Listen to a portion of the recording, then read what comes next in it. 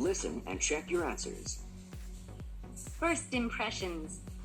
According to psychologists, people form first impressions based first on how you look, then on how you sound, and finally on what you say.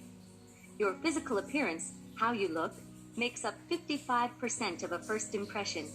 This includes facial expressions, body language, and eye contact, as well as clothing and general appearance.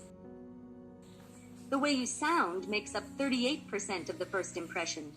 This includes how fast or slowly, loudly or softly you speak, and your tone of voice. People listen to your tone of voice and decide whether you sound friendly or unfriendly, interested or bored, and happy or sad. What you say, the actual words you use, counts for only 7% of the message. People form their first impressions within 10 seconds of meeting you, and first impressions don't change easily. If someone gets the wrong impression of you, it can take a long time to change his or her mind. Sometimes it is hard to make sure that you always give a good first impression. One problem is that in different parts of the world, the same behavior may give people a different impression. In some countries, looking directly at someone is polite.